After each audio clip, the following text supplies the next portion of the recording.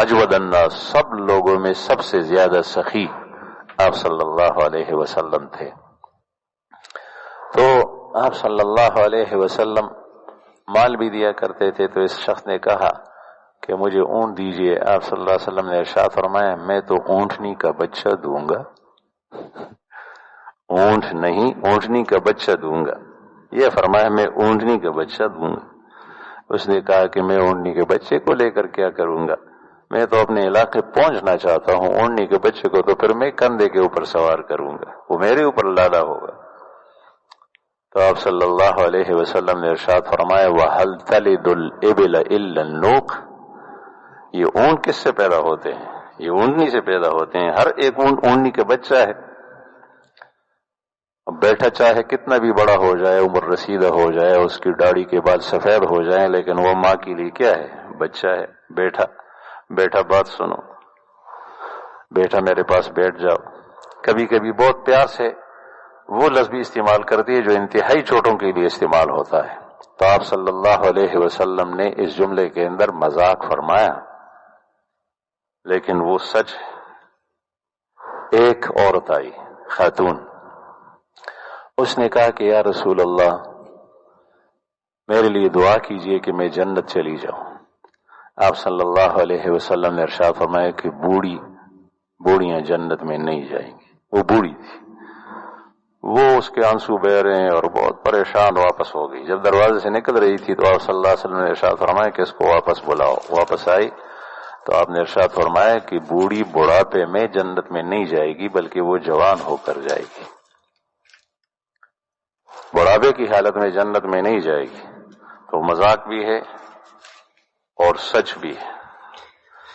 حضرات خلفاء بیٹھے ہوئے تھے، کھجور کھا رہے ہیں، تو حضرت ابوبکر صدیق رضی اللہ عنہ، حضرت عمر فاروق رضی اللہ عنہ اور آپ صلی اللہ علیہ وسلم بھی کھجور کی گٹلیاں علی کے سامنے پھینکتے ہیں۔ تو علی کے سامنے خود اپنی گٹلیاں بھی ہے اور ان حضرات کی بھی ہیں۔ تو آپ نے ارشاد فرمایا کہ علی اتنی ساری کھجوریں تو نے کھائی؟ تو انہوں نے عرض کیا کہ یا رسول اللہ آپ حضرات نے گٹلیوں سمیت کھائی؟ آپ حضرات نے گٹلیوں سمیت کھائی؟ یہ خوشطبی کی باتیں مجلس میں ہوتی تھی۔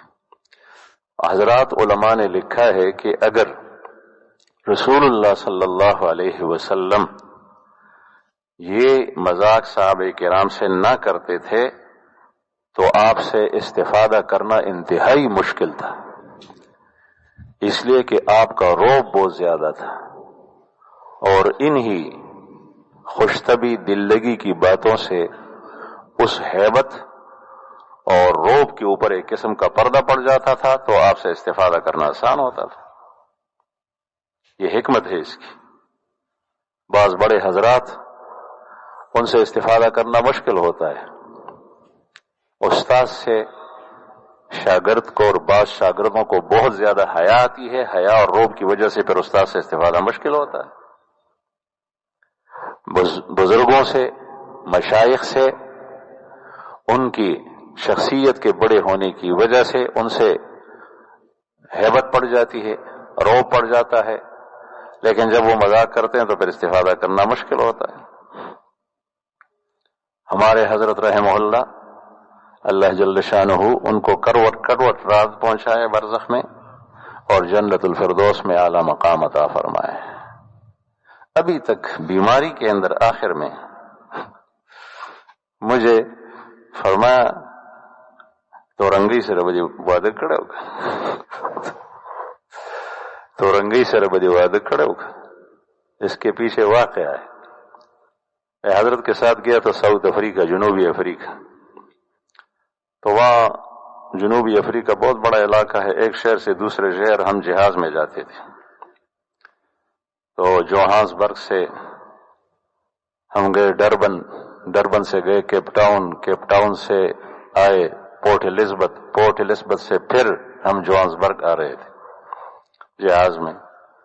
تو پورٹ الزبتھ کے اوپر جہاں چیکن ہوتی ہے اور بورڈنگ پاس لیے جاتے ہیں، تو وہاں ایک لڑکی بیٹھی ہوئی تھی۔ وہ کام وہ کر رہی تھی. بہت سارے جگہوں کے اندر رپورٹوں میں لڑکیاں کام کرتی. وہ لڑکی تھی لیکن وہ لڑکی ابھی عجیب ہوتی ہے، آپ شناخت نہیں کریں گے کہ یہ مرد ہے یا عورت. تو اور اتنی کالی تھی، اتنی کالی کہ کالے پن کی وجہ سے چمک رہی تھی. اور میں نے سنا کئی حضرات سے، ہم نے سنا وہاں کہ یہاں پر زیادہ حسن اسی میں ہوتا ہے کہ زیادہ کالا ہونے کی وجہ سے چمکے. وہ مجھے دیکھ رہی ہے، میں کھڑا ہوں اور میرے ساتھ جو ہمارا وہ میزبان تھا مولانا محمد سالو جی دامت برکاتہم، وہ بورڈنگ پاس لے رہا تھا. میں اس سے تھوڑا پیچھے کھڑا تھا. وہ عورت مجھے دیکھ کر ہنس رہی ہے. میں نے جلدی اس سے چہرہ اپنا ہٹا لیا. میں نے محمد سالو جی سے کہا کہ میں جا رہا ہوں باتھ روم، اس لیے کہ مجھے شوگر ہے، جہاز میں کہیں تکلیف نہ ہو، اور آپ اس کو نمٹائیے. جب میں واپس آیا تو اس نے بورڈنگ پاس لیے تھے اور مجھے ہنستا ہے محمد سالو جی میزبان ہمارا. میں نے کہا کیوں ہنس رہے؟ تو اس نے کہا یہ عورت تو تیرے اوپر عاشق ہو گئی. یہ کہہ رہی ہے کہ اس جیسا شخص تو ہم نے نہیں دیکھا، یہ تو بہت حسین جمیل آدمی ہے. اس کو پتہ نہیں کون سی چیز پسند آئی تھی.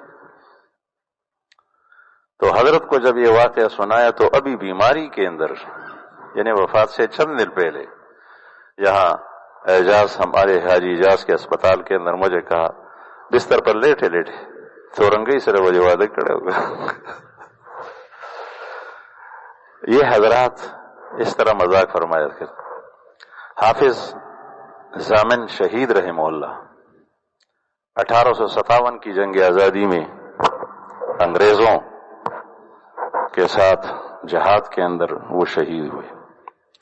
اور بعض حضرات کہتے ہیں کہ 1857 کی جنگ آزادی ہم نہیں کہتے، جہاد آزادی زیادہ مناسب ہے. وہ اللہ جل شانہ نے اس دولہا کے لیے یہ میدان سجایا تھا. انگریز کی گولی سے وہ شہید. یہ اور حضرت حاجی امداد اللہ مہاجر مکی رحمہ اللہ جو ہمارے چاروں سلسلے کے مدار ہیں، یہ دونوں ایک ہی پیر سے بیت تھے. حضرت حافظ ضامن شہید رحمہ اللہ حضرت حاجی امداد اللہ مہاجر مکی رحمہ اللہ کی پیر بائی ہیں. اور ایک تیسرے تھے شیخ محمد تھانوی رحمہ اللہ، وہ بھی ان کے پیر بائی تھے. تو حضرت حافظ ضامن شہید رحمہ اللہ جو اس موقع پر شہید ہوئے ہیں، وہ کہا کرتے تھے کہ اگر کسی نے فتویٰ لینا ہو، مسئلے مسائل پوچھنا ہو تو شیخ محمد تھانوی کے پاس جا کر ان سے پوچھے. وہ بیٹھے ہوئے تھے سامنے. اور کسی نے بیعت لینی ہو اور ذکر و اذکار لینی ہو، سلوک کی راہ طے کرنی ہو، تو حضرت حاجی امداد اللہ رحمہ اللہ کی طرف اشارہ کر کے ان سے کہتے کہ حاجی صاحب کے پاس جائیں. اور اگر کسی نے حقہ پینا ہو تو وہ یاروں کے پاس آ جائے. گپ شپ لگانی ہو تو وہ ہمارے پاس آ جائے. وہ بہت بڑی شخصیت تھی. ان کے واقعات آپ دیکھیں تو آپ کو پتہ چلے گا. حضرت محمد ابن سیرین رحمہ اللہ جو تابعی ہیں، کئی صحابہ کرام سے انہوں نے علم لیا ہے. ان کے بارے میں حضرات جو ان کے شاگرد ہیں، تلامذہ ہیں، تبع تابعین ہیں، وہ فرماتے ہیں کہ سمعنا ضحکہ طول النہار وبکاءہ فی اللیل. ہم دن کے وقت محمد ابن سیرین رحمہ اللہ کی ہنسی سنتے تھے. یعنی ہنسنا سنتے تھے، سننا وہ ہوتا ہے جس کے ساتھ آواز ہو. دن کے وقت مجلسوں کے اندر ہنستے تھے، ہنساتے تھے. وبکاءہ فی اللیل وفی السجود، اور سجدوں کے اندر رات میں ان کے رونے کو ہم سنتے تھے. اللہ کے سامنے جب جاتے تو پھر روتے، پھر چیخیں نکلتی تھی رونے کی، آنسو بہتے تھے. سجدے کے اندر، قیام کے اندر، قاعدے کے اندر. رات کے وقت ان کا یہ عالم تھا اور دن کو یہ عالم تھا. تو بہرحال میں عرض کر رہا تھا کہ مذاق ایک حد تک نہ صرف یہ کہ جائز ہے بلکہ خوش طبعی کے لیے بعض لوگ گھروں کے اندر رہتے ہیں، بیوی کے ساتھ اپنے بچوں کے ساتھ وہ ایسے ہوتے تھے جس طریقے سے بس اس نے 99 قتل کیے ہیں اور 100 کے پیچھے 100 سینکڑا پورا کرنا ہے، اس طریقے سے نہیں ہو۔ حسن معاشرت کے لیے ضروری ہے کہ آپ کبھی کبھی اپنے بچوں کے ساتھ بیٹھ کر گپ شپ لگائیں، لیکن اس میں بھی جھوٹ نہ ہو۔ آپ صلی اللہ علیہ وسلم نے ارشاد فرمایا کہ ایمان کے کامل ہونے کی علامت یہ ہے کہ مذاق کے اندر بھی آدمی جھوٹ نہ بولے، مذاق میں بھی جھوٹ نہ بولے۔ ایک مرتبہ حضرت انس رضی اللہ عنہ ارشاد فرماتے ہیں کہ ہم نے پوچھا یا رسول اللہ انک تداعبنا، شمائل کے اندر حدیث ہے انک تداعبنا، آپ تو ہمارے ساتھ ہنسی مذاق کیا کرتے ہیں، یعنی اتنی بڑے اللہ کے رسول اور مقرب ہونے کے باوجود اور تمام کائنات میں افضل ترین، اور آپ ہمارے ساتھ گپ شپ بھی لگاتے ہیں، مذاق بھی کرتے ہیں۔ تو آپ نے ارشاد فرمایا کہ میں کرتا ہوں لیکن حق کبھی جھوٹ نہیں بولتا اور کسی کی ہتک اور توہین نہیں کرتا۔ کسی کی توہین ہو، ہتک ہو، جس کو اردو میں مذاق اڑانا کہتے ہیں، کسی کا مذاق اڑایا جائے، اس کے اوپر ہنسا جائے اور وہ بیچارہ شرمیلا ہو کر سر جھکائے اور وہ ناراض ہو جائے، پریشان ہو جائے، یہ ٹھیک نہیں۔